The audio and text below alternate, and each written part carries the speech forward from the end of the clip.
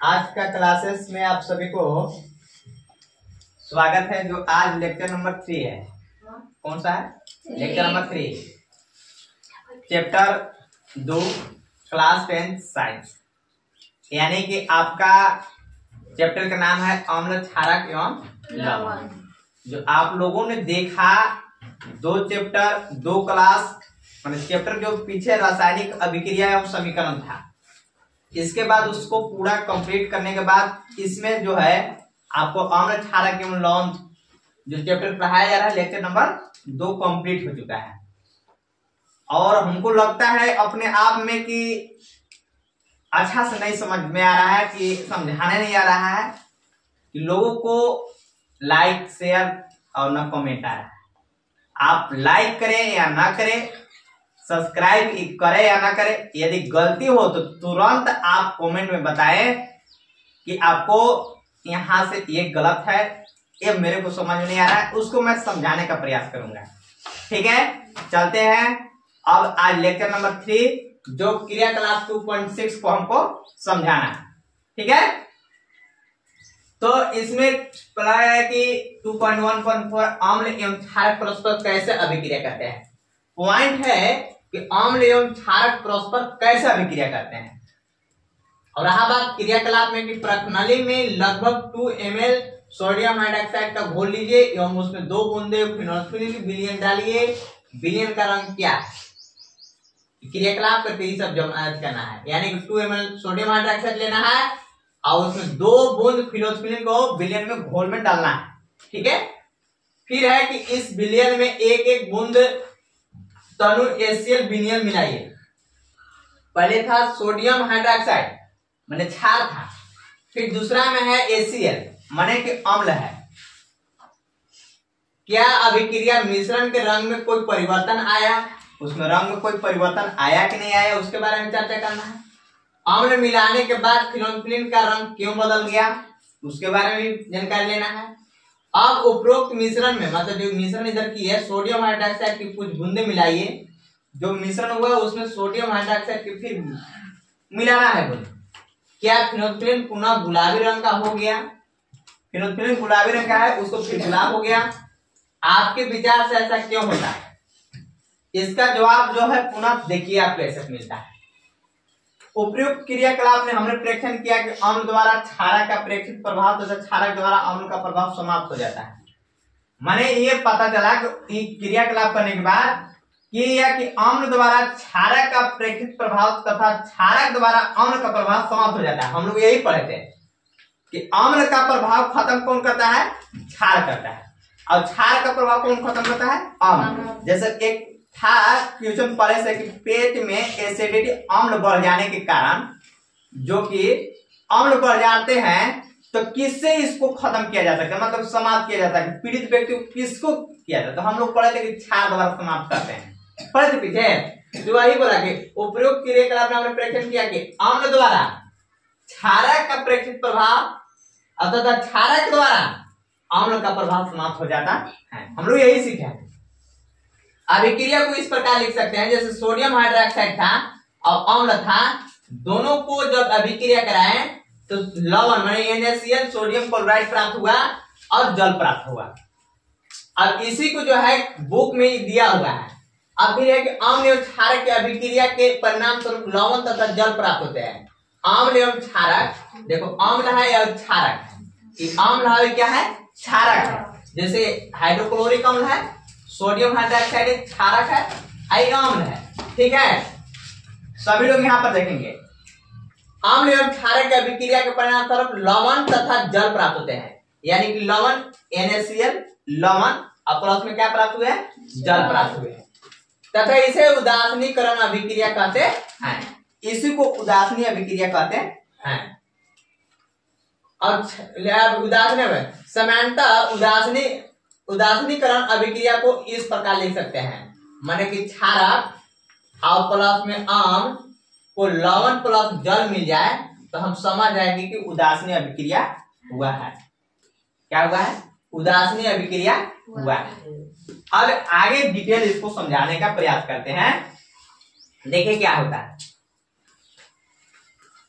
इसमें क्या था हाँ, प्रश्नावली में लगभग 2 ml सोडियम हाइड्रोक्साइड को घोल लीजिए, उस पे 2 बूंद फिनोल्फिन विलयन डालिए। विलयन का रंग क्या है? यही प्रश्न सबसे पहला था, ऊपर में था ना। देखो, जब सोडियम हाइड्रोक्साइड NaOH के घोल में फिनोल्फिन के 2 बूंद मिलाई जाती है तो विलयन का रंग गुलाबी हो जाता है। कैसा रंग हो जाता है? गुलाबी। माने सोडियम हाइड्रोक्साइड को घोल लेना, उसमें 2 बूंद अगर फिनोल्फिन के डाल दिए तो रंग कैसा हो गया? गुलाबी हो गया, पिंक कलर का हो गया। बात समझ रहे हैं? देखिए, जब सोडियम हाइड्रोक्साइड को फिनोल्फिन के बूंद में उसमें डालेंगे विलयन में, तो आपको कैसा रंग हो जाएगा? गुलाबी हो रहा है। अभी मतलब क्या क्या हो रहा है? एक फिनोल्फिन हो रहा है, एक सोडियम हाइड्रोक्साइड हो रहा है, दोनों को मिलाए तो रंग कैसा चेंज हो गया?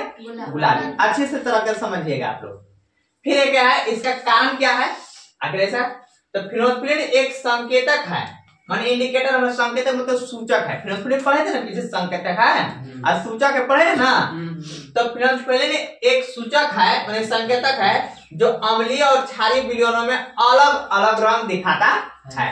इस सूचक बता देता है फिनोल्फिन कि क्षार है कि अम्ल है, और रंग से रंग बता देता है। देखो बोला ना, फिनोल्फिन एक संकेतक माने सूचक है जो अम्लीय और क्षारीय विलयनों में अलग अलग रंग दिखाता है, अलग अलग रंग दिखा देता है। कौन? फिनोल्फिन। ठीक है। अब देखिए, अम्लीय पीएच मान कम होता है 7 से, यह कम पढ़ेंगे इसको। पीएच मान कम होता है, लेस देन बोले ना, पीएच लेस देन 7 पढ़ने सीखा है ना। माने पीएच मान एक कम होता है 7 से, माने 7 से कम होता है पीएच मान, जो अम्लीय कहते हैं। माध्यम में रंगहीन रहता है, रंगहीन रहता है माने कि अम्लीय रहेगा ना तो रंगहीन, मन डिस्कलर रहेगा। रंगहीन माने रंगीन नहीं, रंगहीन रंग नहीं रहेगा। रंगहीन मतलब कि रंग नहीं रहेगा। रंगीन नहीं बोल रहे हैं, रंगीन मतलब कि कलर होगा, और रंगहीन मतलब कलर लेस हो गया, मतलब उसमें रंगहीन है। क्षारीय जिसका पीएच मान ज्यादा होता है 7 से, देखिए 7 से अधिक है ना, इसमें कम पढ़ते हैं, इसमें अधिक पढ़ते हैं। तो पीएच मान यदि 7 से ज्यादा हो तो क्षारीय कहलाएगा, पढ़े हैं ना। माध्यम में यह गुलाबी रंग दिखता है, माने अम्लीय अगर रहेगा, माने 7 से कम पीएच मान रहेगा तो रंगहीन रहेगा, वो कलरलेस रहेगा, रंगहीन रहेगा। अगर 7 से ऊपर पीएच मान हो गया तो क्षारीय हो गया। जब क्षारीय हो जाता है तो कैसा रंग दिखाता है? गुलाबी। बात को समझिएगा यहाँ। अब जब सोडियम हाइड्रोक्साइड सोडियम के घोल में फिनोल्फिन के 2 बूंद मिलाए तो सोडियम हाइड्रोक्साइड क्या है? क्षार है। सोडियम हाइड्रोक्साइड क्या है? क्षार है। जब क्षार है तो हमारा कैसा रंग दिया है? गुलाबी। यहाँ फिर वही था कि क्षार माने रहेगा, 7 के मान पीएच मान 7 रहेगा तो ये गुलाबी रंग दिखाता है। तो ये घोल था क्या क्या सोडियम हाइड्रोक्साइड के, तो गुलाबी दिखाया। अम्लीय रहता तो क्या होता? अम्लीय रहता तो रंगहीन रहता। अम्लीय रहता तो क्या होता? रंगहीन, क्योंकि सोडियम हाइड्रोक्साइड है तो क्षार है। जब क्षार है तो हमारा रंग कैसा होगा? गुलाबी होगा। बात को समझिएगा, क्योंकि सोडियम हाइड्रोक्साइड एक क्षार है, इसलिए फिनोल्फिन का रंग गुलाबी हो जाता है। वहां देखो, मिल गया पॉइंट ना। फिनोल्फिन, अरे सोडियम हाइड्रोक्साइड क्षार है, इसलिए फिनोल्फिन को रंग कैसा हो जाएगा? वो गुलाबी हो जाएगा। फिर कह रहा है कि रासायनिक अभिक्रिया क्या होगा? सोडियम हाइड्रोक्साइड प्लस हाइड्रोक्लोरिक अम्ल, मतलब कि एक क्षार है एक अम्ल है, तो लवण प्राप्त हुआ है और जल प्राप्त हुआ है, H2O है ना, H2O। तो लवण प्लस जल, अभी तुरंत अभी रासायनिक अभिक्रिया जब हुआ तो हमारा एक उदासीनिक अभिक्रिया, उदासीन अभिक्रिया कहते हैं, जिसको तुरंत अभी ऊपर में मिला हुआ था। देखिए यहाँ पर था ना ये,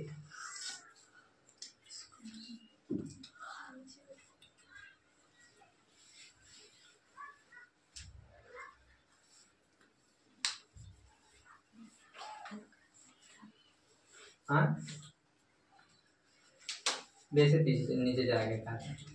हाँ,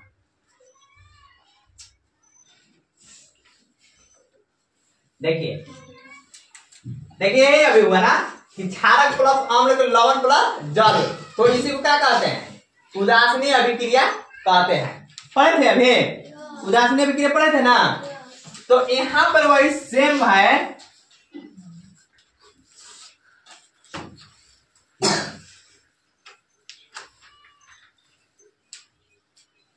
देखिए यहाँ से है ना कि रासायनिक अभिक्रिया क्या हुआ, क्षार और अम्ल को मिलाए तो लवण और जल प्राप्त हुआ। देखिए क्षार है ना, इस क्षार है, ये क्या है, अम्ल है, ये देखिए लवण है और प्लस में जल प्राप्त हुआ। इसी को बोलते हैं उदासीन अभिक्रिया। क्या बोलते हैं? अच्छा, यह एक तस्करीकरण अभिक्रिया है, माने उदासीन अभिक्रिया है। एक बार और बताए थे सर, जिसमें सोडियम हाइड्रोक्साइड और हाइड्रोक्लोरिक मिलकर नमक, देखो नमक का सूत्र होता है ना NaCl, नमक और पानी बनाते हैं। नमक और पानी, पानी H2O माने कि जल बनाते हैं। बात समझ में आ रहा है? और इसका निष्कर्ष में क्या हुआ कि सोडियम हाइड्रोक्साइड प्लस फिनोल्फोलिन जब मिलता है तो कैसा रंग हो जाता है? गुलाबी। देखो है कि नहीं है?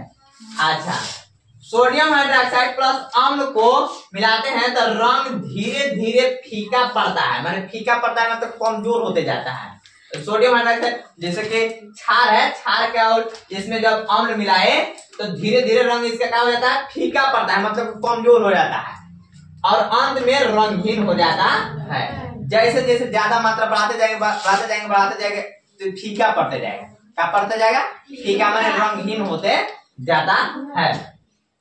तो हमारा पहला में था कि प्रणाली में लगभग 2 ml सोडियम का घोल लीजिए, उसमें 2 बूंदे फिनोल्फोलिन विलयन डालिए तो विलयन का रंग क्या है? तो विलयन का रंग क्या होगा? विलयन का रंग क्या होगा? गुलाबी होगा। कहाँ ध्यान है?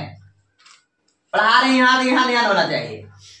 क्वेश्चन था पहले में ही, जब प्रैक्टिकल क्रियाकलाप में पहला हेडिंग में था, पूछा था प्रणाली में 2 ml सोडियम हाइड्रोक्साइड घोल लीजिए, उसमें 2 बूंदे फिनोल्फोलिन विलयन डालिए तो विलयन का रंग क्या होगा? तो क्या है?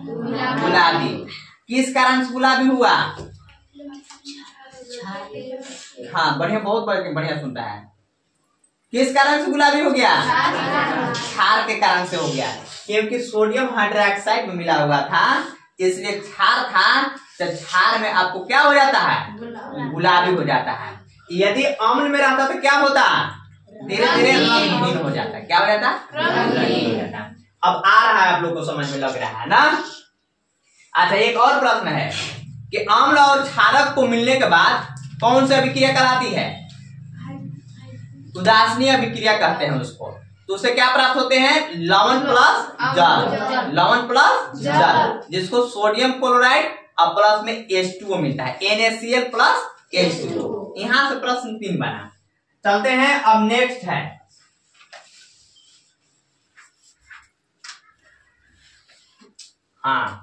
अगला पॉइंट में था कि देखिए इस विलयन में एक एक बूंद तनु ACl विलयन मिलाइए। अब क्या मिलाना है? ACl मिलाना है। ACl क्या है? क्षारक है कि अम्ल है? हाइड्रोक्लोरिक अम्ल है ना, उस टाइम तक क्षार। अभी क्या मिलाना है? अम्ल। क्या अभिप्राय, मिश्रण के रंग में कोई परिवर्तन आया? अभी प्रश्न पूछा अम्ल मिलाने के बाद फिनोल्फोलिन का रंग क्यों बदल गया? ये भी के जवाब देना है ना। तो पहला है कि क्या अभिक्रिया मिश्रण के रंग में कोई परिवर्तन आया? देखो हाँ, जब इस विलयन में एक एक बूंद तनु ACl मिलाया जाता है तो गुलाबी रंग धीरे धीरे क्या हो जाता है? हल्का होता जाता है और अंत में क्या हो जाता है? रंगीन हो जाता है। ACl था, क्षार रहता तो गुलाबी होता, लेकिन अम्ल है तो क्या होगा? धीरे धीरे रंगहीन हो जाएगा। बात समझ में आ गया? दूसरा था कि अम्ल मिलाने के बाद फिनोल्फोलिन का रंग क्यों बदल गया? आखिर क्यों बदल गया? क्षार मिलाने से गुलाबी हो गया, अम्ल मिलाने से धीरे धीरे खत्म होता जा रहा है। क्यों हो रहा है? देखिए फिनोल्फोलिन एक संकेतक है, माने कि सूचक है, जो अम्लीय और क्षारीय विलयनों में अलग अलग रंग दिखाता है। सोडियम हाइड्रोक्साइड एक क्षार है जिससे फिनोल्फोलिन गुलाबी रंग को प्रदर्शित करता है। बात समझ में आ रहा है? जब इसमें तनु ACl अम्ल मिलाया जाता है तो ACl सोडियम हाइड्रोक्साइड को तटस्थ करता है, माने तटस्थ करता है मतलब कि उदासीनीकरण करता है, उदास करता है, जिससे विलयन का pH मान घटने लगता है। जैसे जैसे जैसे डालेंगे उसको मिलाएंगे तो आपको क्या होगा? विलयन जो है pH मान उसका कम होते जाएगा, घटते जाएगा ना। जैसे pH मान 7 से नीचे जाता है तो फिनोल्फोलिन रंगहीन हो जाता है। 7 से अगर नीचे चला जाएगा तो अम्ल हो जाएगा, अम्ल जब होगा तो रंग क्या हो जाएगा, रंगहीन हो जाएगा। पीएच मान अगर बढ़ेगा तो गुलाबी होगा, घटेगा पीएच मान तो क्या होगा, रंगहीन हो जाएगा। रंगीन हो जाएगा, रंगहीन हो जाएगा। हाँ ठीक है, बहुत बढ़िया। यहाँ तक समझ में आ रहा है।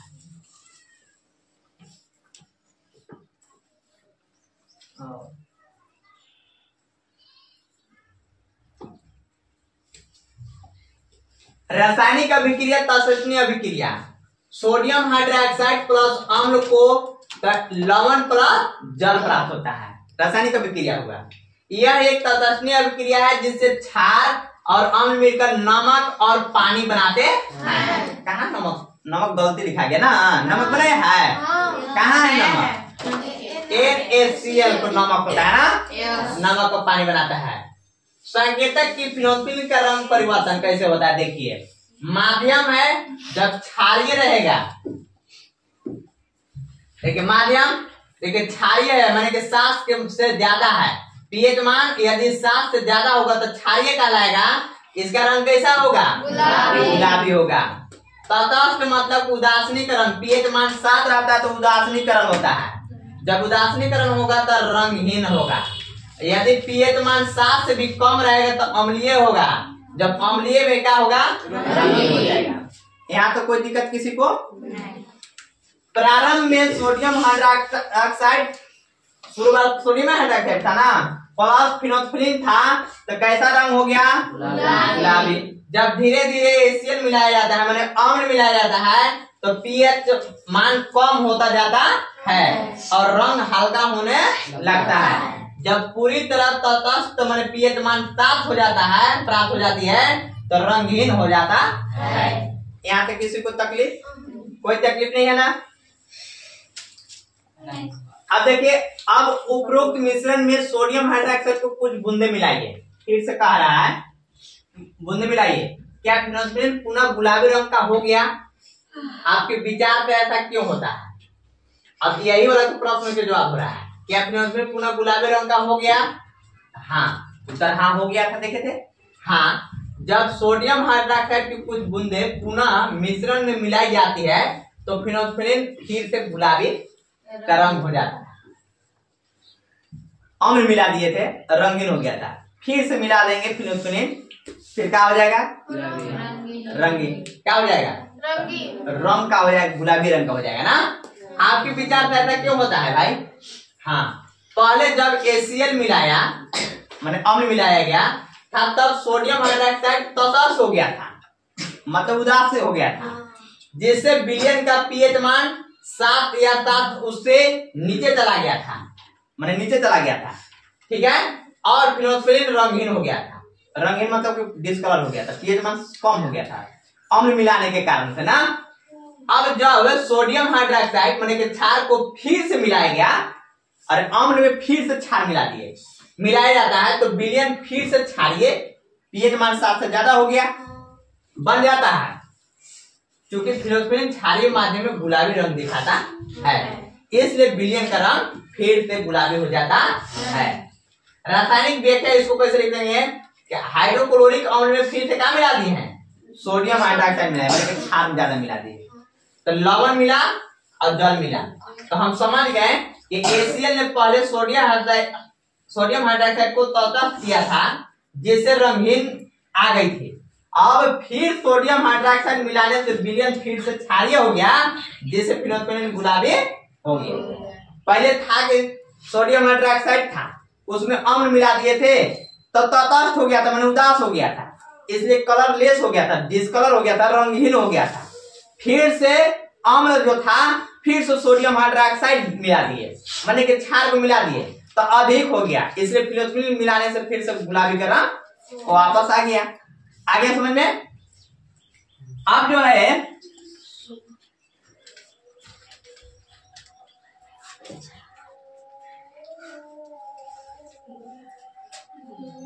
यही है ना।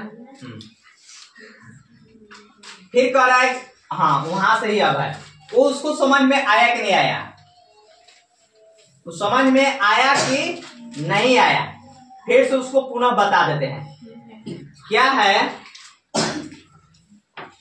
अब जो है क्रियाकलाप के पास चलते हैं।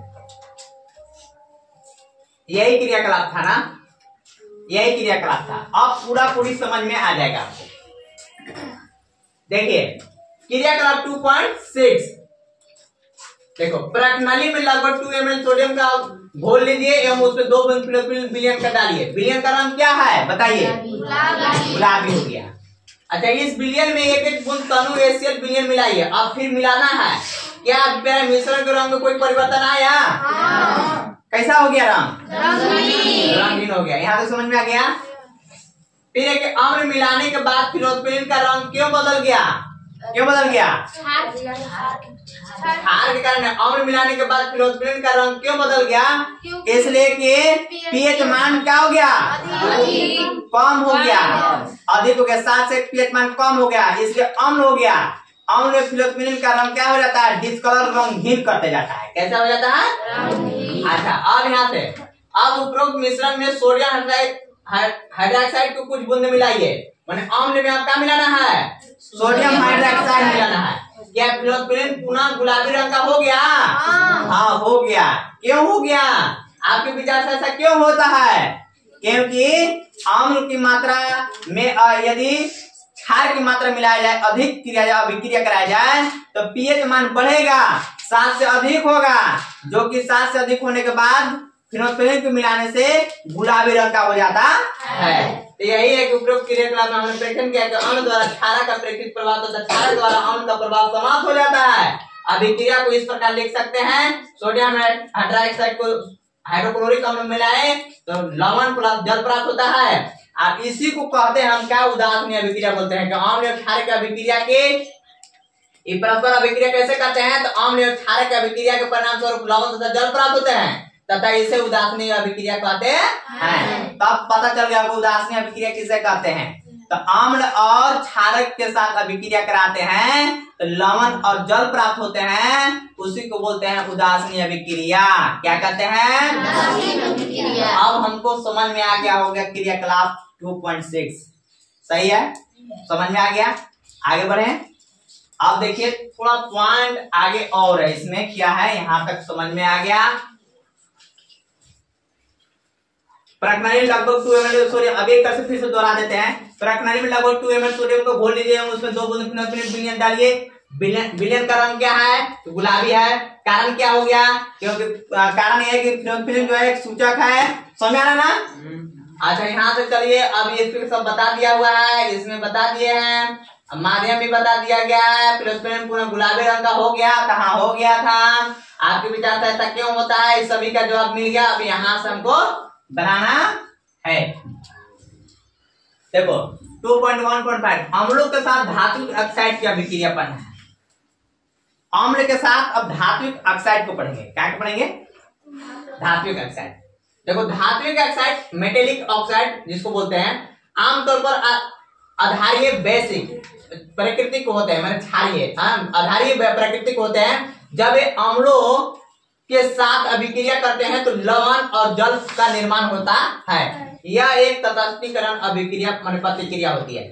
माने नहीं अभी तुरंत न बोले, वही फिर थोड़ा सा है, थोड़ा थोड़ा क्या है, समान अभिक्रिया है कि धात्विक ऑक्साइड प्लस अम्ल को मिलाने के बाद लवण प्लस जल। उदाहरण में जैसे कि कॉपर है, तांबा है ना, तो कॉपर ऑक्साइड को मिलाया, कॉपर ऑक्साइड है, धात्विक ऑक्साइड कहा है। देखो धात्विक ऑक्साइड है ना, तो धात्विक ऑक्साइड में तांबा जो है धात्विक ऑक्साइड और हाइड्रोक्लोरिक अम्ल है, माने एसीएल है। जैसे कॉपर ऑक्साइड में एसीएल मिलाया तो कॉपर क्लोराइड बना, लवण बना और जल बना। देखें अब देखो इसमें कॉपर ऑक्साइड अम्ल के साथ अभिक्रिया कर कॉपर क्लोराइड बनाता है और जल बनाता है। देखो देखो कॉपर क्लोराइड प्लस जल बनाया। समीकरण को समझ रहे हैं? अरे कॉपर ऑक्साइड देखो बोला ना अम्लों के साथ धात्विक ऑक्साइड, तो धात्विक ऑक्साइड हो गया ही कॉपर ऑक्साइड, धातु के ऊपर कॉपर ऑक्साइड हो गया, तो ऑक्साइड कॉपर ऑक्साइड को अम्ल के साथ है, अम्ल के साथ क्या बनाया? कॉपर क्लोराइड बनाया, कॉपर क्लोराइड प्लस जल बनाया। तो इसमें कॉपर ऑक्साइड अम्ल के साथ अभिक्रिया कर कॉपर क्लोराइड और जल बनाता है। फिर दूसरा में है कैल्शियम ऑक्साइड। अरे कैल्शियम भी धातु है ना, है कैल्शियम ऑक्साइड और हाइड्रोक्लोरिक अम्ल की अभिक्रिया है, जैसे कि कैल्शियम ऑक्साइड प्लस हाइड्रोक्लोरिक अम्ल। तो इस अभिक्रिया में देखिए कैल्शियम क्लोराइड बनाता है, मतलब लवण और जल प्राप्त होता है। इसमें कैल्शियम ऑक्साइड हाइड्रोक्लोरिक अम्ल HCl के साथ प्रतिक्रिया कर कैल्शियम क्लोराइड और जल बनाता है। हमको जो बताया था कि अम्ल के साथ धात्विक ऑक्साइड का अभिक्रिया लिखिए, तो धात्विक ऑक्साइड के साथ अम्ल के साथ अभिक्रिया कराया तो लवण और जल प्राप्त हो रहे हैं। देखिए लवण कॉपर क्लोराइड और जल प्राप्त हुए। इसमें भी सेम है, कैल्शियम ऑक्साइड प्लस है तो कैल्शियम क्लोराइड और प्लस जल प्राप्त हुए।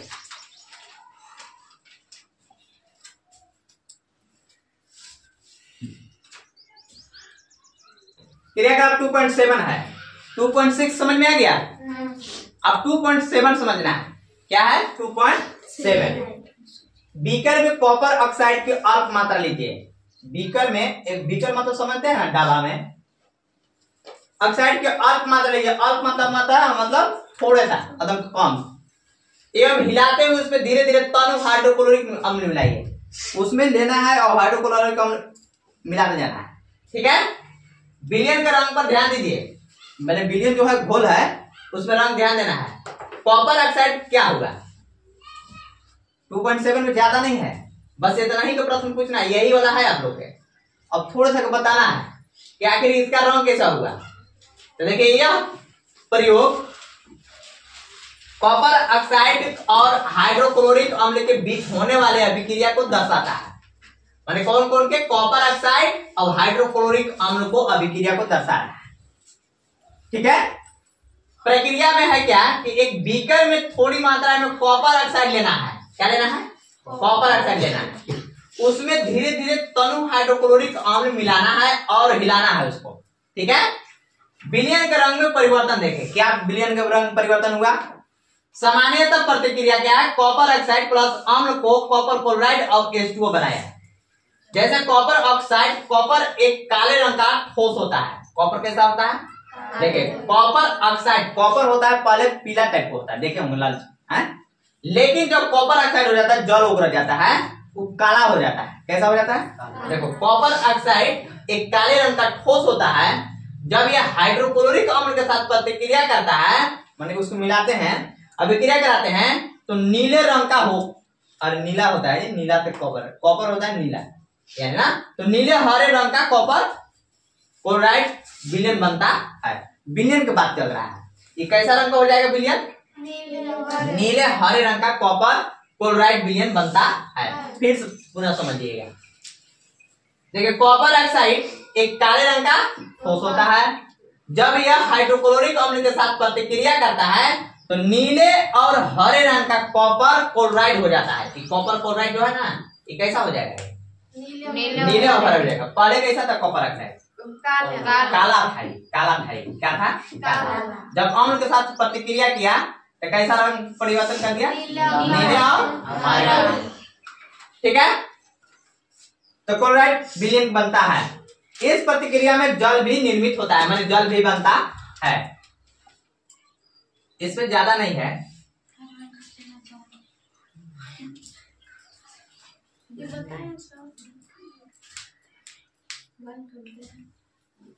अब इसको देखिए, आप देखेंगे विलयन का रंग नीला हरित हो जाएगा।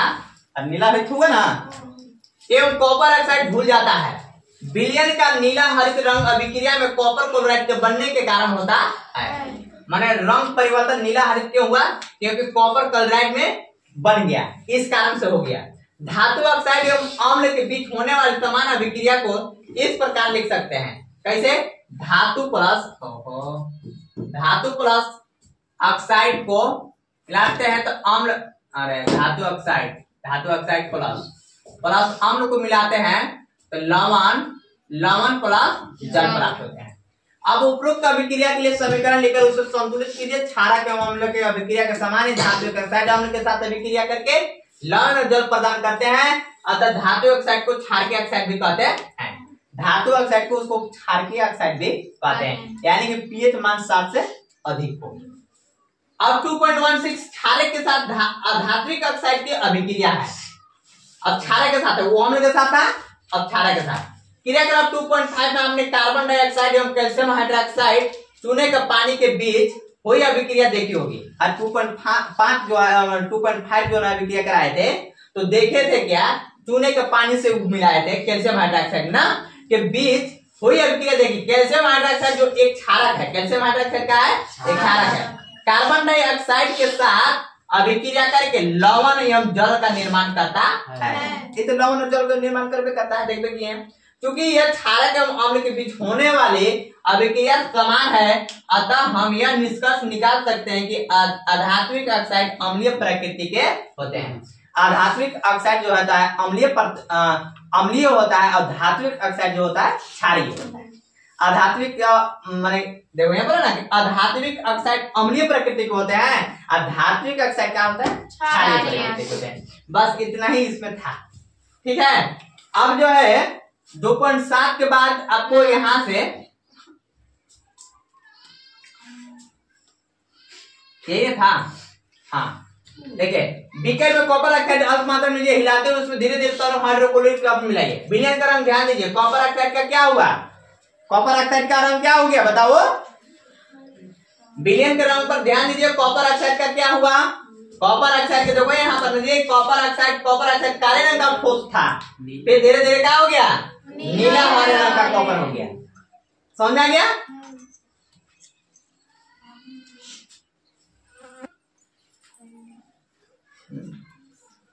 अब प्रश्न आ जाते हैं, यहीं से आपको प्रश्न आ जाते हैं जो पढ़े। अब वही प्रश्न आ गया, बोला है कि पीतल एवं तांबे के बर्तन में दही एवं खाटा पदार्थ क्यों नहीं रखना चाहिए।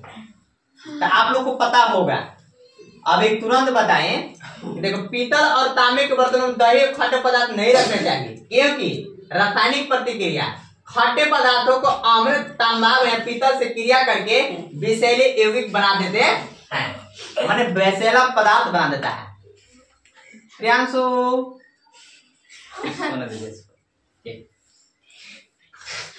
अब देखिए स्वास्थ्य पर असर क्या है कि ये यौगिक खाने से पेट दर्द उल्टी फोर्टिफाइडिंग हो सकती है।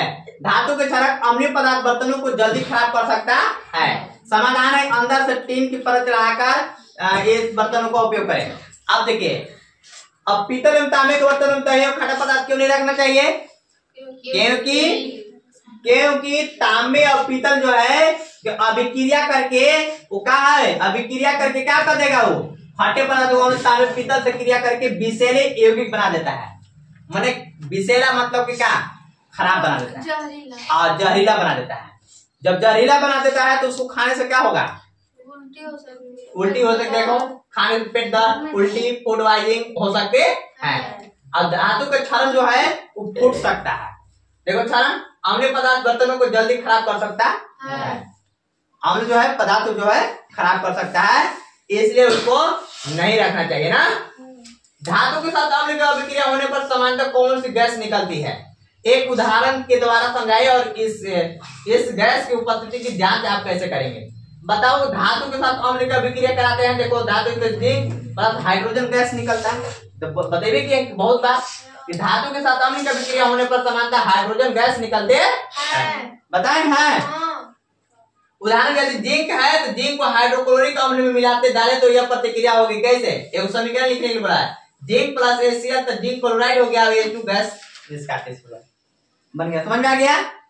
इसमें जिंक क्लोराइड बनाता है और हाइड्रोजन गैस निकलते हैं। हाइड्रोजन गैस की उपस्थिति की जांच है, हाइड्रोजन गैस की उपस्थिति की जांच करने के लिए एक जलती हुई माचिस की तिल्ली गैस के पास लाते हैं। यदि गैस पॉप की आवाज के साथ जलती है तो यह हाइड्रोजन गैस है। यही जांच किए थे। माचिस के वहां पर क्या था, मोमबत्ती था। यही बोला था कि धातु के साथ अभिक्रिया होने पर सामान्यतः कौन सी गैस निकलती है, हाइड्रोजन। एक उदाहरण के द्वारा समझाना है। एक उदाहरण जिंक प्लस हाइड्रोक्लोरिक अम्ल जिंक क्लोराइड हाइड्रोजन हो गया। जांच कैसे करेंगे, तो जांच हम जाएंगे माचिस की तिल्ली ले जाएंगे और वहां पर या तो जलते हुए मोमबत्ती ले जाएंगे, पॉप की आवाज आ जाएगा तो समझ जाएंगे कि हाइड्रोजन गैस है। आगे समझे। और अगला नेक्स्ट क्वेश्चन है, 3 ही क्वेश्चन है इसमें।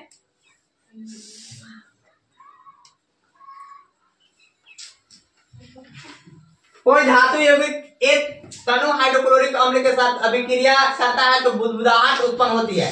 इसे उत्पन्न गैस जलती मोमबत्ती को बुझा देती है। यदि उत्पन्न यौगिक में एक कैल्शियम क्लोराइड हो तो इस अभिक्रिया का संतुलित रासायनिक समीकरण लिखिए। बहुत बढ़िया जवाब है। प्रश्न है, प्रश्न में दिए गए संकेत के अनुसार धातु यौगिक ए है हाइड्रोक्लोरिक अम्ल। कैसा है? हाइड्रोक्लोरिक। देखो तनु हाइड्रोक्लोरिक अम्ल है ना, HCl है, के साथ अभिक्रिया करता है। ठीक है, बुदबुदाहट दर्शाती है, कोई गैस उत्पन्न हो रही है। यदि उत्पादों में से एक कैल्शियम क्लोराइड हो तो ये संभवतः कैल्शियम कार्बोनेट है, माने एक कैल्शियम कार्बोनेट होगा। उत्पन्न गैस जलती मोमबत्ती को बुझा देती है, जो इंगित करता है कि कार्बन डाइऑक्साइड गैस हो सकती है। वहां बुझ गया तो समझ जाएंगे कार्बन डाइऑक्साइड गैस वहां पर है। ठीक है, संतुलित रासायनिक समीकरण है कि कैल्शियम कार्बोनेट प्लस हाइड्रोक्लोरिक अम्ल को मिलाकर calcium chloride plus carbon dioxide और H2 प्राप्त हो गया। ठीक है, इस अभिक्रिया में कैल्शियम कार्बोनेट तनु हाइड्रोक्लोरिक अम्ल के साथ प्रतिक्रिया करता है, जिससे कैल्शियम क्लोराइड, कार्बन डाइऑक्साइड और जल बनता है। अब समझिएगा क्वेश्चन क्या था। कोई धातु यौगिक के तनु हाइड्रोक्लोरिक अम्ल के साथ अभिक्रिया करता है तो बुदबुदाहट उत्पन्न होती है। बात सही है। इसे उत्पन्न गैस जलती मोमबत्ती को बुझा देती है। माने कारण क्या है, कौन सा गैस होगा? यदि उत्पन्न यौगिक में एक से कैल्शियम क्लोराइड हो तो इस अभिक्रिया को संतुलित रासायनिक समीकरण है। मैंने 3 को इसमें बताया। तो देखो संकेत है कि हाइड्रोक्लोरिक अम्ल के साथ अभिक्रिया करता है। देखो यहाँ अभिक्रिया किया, बुदबुदाहट दर्शाती है। मैंने बुदबुदाहट हुआ तो क्या दर्शाया? कोई गैस उत्पन्न हो रही है। जब बुदबुदाहट हो रहा है तो समझ जाएंगे क्या हो रहा है, कोई गैस उत्पन्न हो रहा है।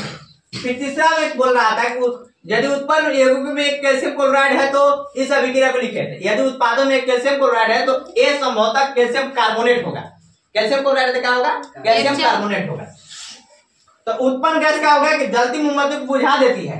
और जलती हुई मोमबत्ती क्या करता है? बुझा देती है, जो इंगित करता है कि यह कार्बन डाइऑक्साइड है। देखो ये समझ गए कि calcium carbon HCl calcium chloride और कार्बन डाइऑक्साइड प्राप्त हुआ, इसलिए बुझ गया था ना, और जल प्राप्त हुआ। तो इस अभिक्रिया को दर्शाने के लिए संतुलित रासायनिक समीकरण लिखिए। तो संतुलित समीकरण है कि नहीं, देखिए कैल्शियम कितना है? 1 है। इधर कितना है? 1 है। कार्बन डाइऑक्साइड ना, तो कार्बन क्या है? कार्बन कितना है? कितना है? 2। और क्या है? ऑक्सीजन इधर कितना है? 1 और 2 3 को है, 3 को ऑक्सीजन 3 को मिल गया।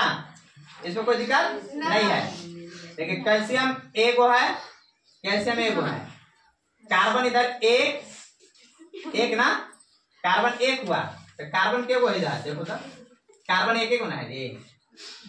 देखो क्लोरीन यहाँ क्या को है? 1 को है, 1 है, यहाँ 2 हो गया तो क्लोरीन क्या हो गया? 2 हो गया। ऑक्सीजन 2 को, 3 को, तो ऑक्सीजन 3 को। संतुलित है ना, समझ आ गया ना। तो इस प्रकार से आपको समझ में आया क्वेश्चन।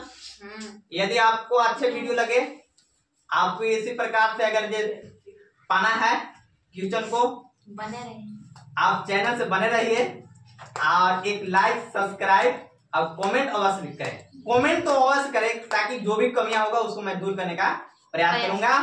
इसलिए आप सभी ऑडियंस से मैं कहना चाहूंगा, यदि अच्छा पढ़ाई लेके और परीक्षा की तैयारी करना चाहते हैं तो एक क्या करना है? लाइक और सब्सक्राइब अवश्य करें। धन्यवाद।